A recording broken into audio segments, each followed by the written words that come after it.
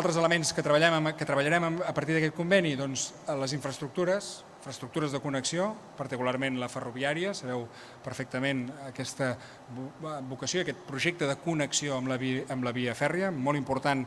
pel creixement i la competitivitat d'aquesta empresa. I un tercer element que també és clau, que és l'energia, les infraestructures que generaran energia no només per fer funcionar aquesta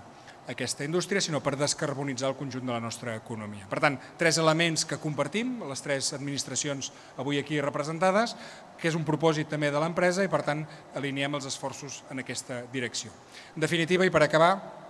avui és un dia molt satisfactori, és una molt bona notícia, que té aquesta continuïtat respecte a la que ja vam anunciar el 2021, per tant vol dir que tot va en marxa, que tot va avançant, que som capaços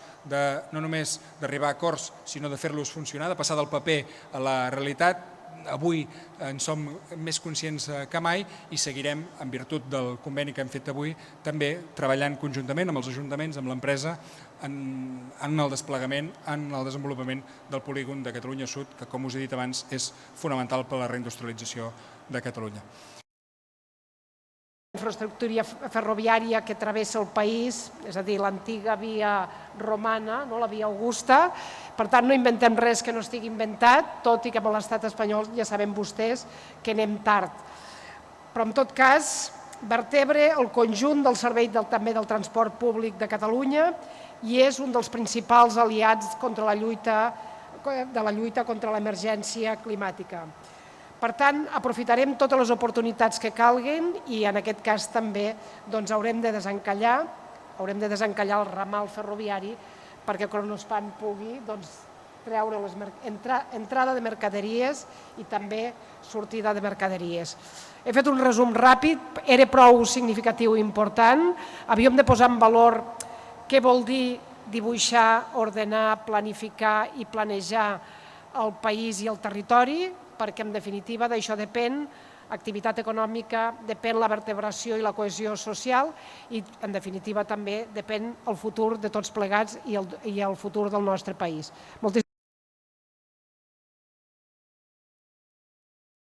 Bé, la consellera ho acaba de dir fa una estona, és una de les coses que contempla el pla director urbanístic, en moltes altres coses, que ne parlaré breument, però és una de les coses que no hem d'oblidar, tot i que la consellera ja ho ha nombrat a hores d'ara, tot i que una de les intencions lligada a la inversió que es fa aquí al territori, en aquest cas la inversió que es farà a Kronospan, va lligada al ramal ferroviari. És veritat, va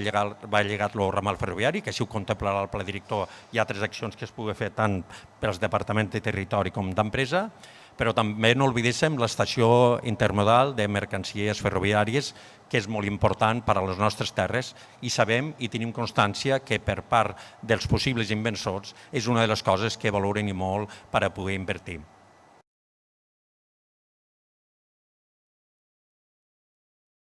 El meu compromís i en nom meu també de tot l'Ajuntament de facilitar, evidentment, totes les implantacions industrials a casa nostra, en totes aquelles bonificacions possibles i també, evidentment, en totes aquelles actuacions des del punt de vista urbanístic que són competència i que, com sempre s'ha fet, continuarem treballant per a fer-ho possible. Per tant, molt content que avui poguéssim estar aquí representats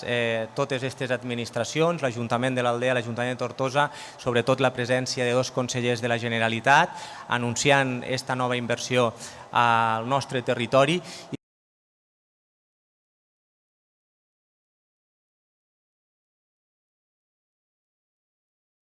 Es independiente, puede empezar antes. Hemos pedido el compromiso porque es cierto que el OSB necesita mucha exportación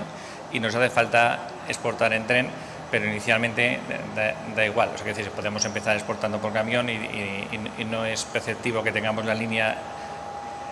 en fábrica hasta para que podamos arrancar a fábrica.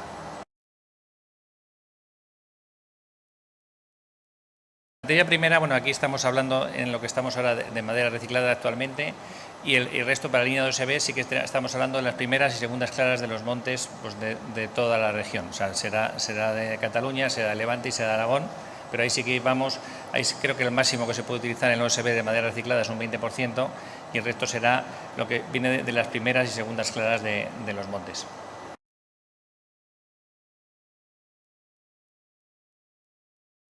No, vamos a ver, en principio con las dos líneas de tablero y las 2 líneas de melaminas ya sería suficiente en lo que es en fábrica. Lo que sí queremos hacer es un clúster de la madera, traer clientes industriales cerca de aquí para evitar todos los costes logísticos. Entonces, se está adquiriendo terreno, que luego pasa, ya está con el plan director, seguramente se pase a industrial,